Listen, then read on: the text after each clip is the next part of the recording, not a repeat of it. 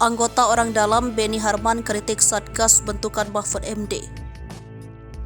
Menko Polhukam RI Mahfud MD menghadiri rapat dengar pendapat bersama Komisi 3 DPR RI membahas transaksi mencurigakan Rp349 triliun. Mantan Ketua Mahkamah Konstitusi itu pun berjanji akan membuat satuan tugas untuk menyelidiki kasus tersebut. Kabar tersebut sudah disampaikan di telinga Beni Harman.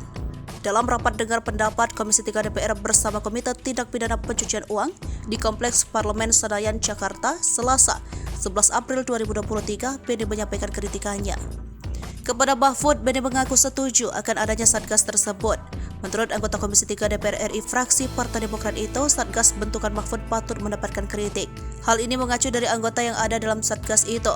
Beni menyayangkan bahwa yang menjadi anggota Satgas adalah sosok yang memang berada di lingkaran isu transaksi janggal tersebut. Seharusnya Satgas diisi oleh orang-orang yang independen.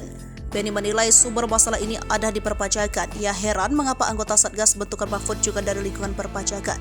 Menurut Beni, melihat komposisi Satgas khawatir untuk menutup kasus transaksi janggal secara halus. Oleh karena itu, Beni menilai jika pemerintah serius menuntaskan transaksi janggal tersebut harus dibuat Satgas independen. Mahfud berjanji akan membuat satuan tugas untuk menyelidiki kasus transaksi janggal di lingkungan Kementerian Keuangan. Tak hanya itu, Mahfud juga menyatakan Satgas itu nantinya akan melakukan pembangunan kasus dari awal.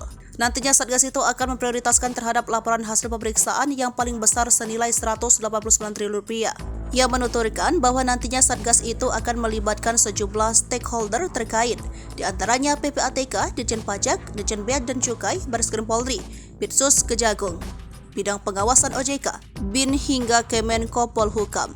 Kemenko akan terus menindaklanjuti dugaan TPA dan TPPU yang belum sepenuhnya dilakukan sesuai dengan ketentuan Undang-Undang Nomor 8 Tahun 2010 tentang pencegahan dan pemberantasan TPPU akan bekerjasama dan PPATK dan APH.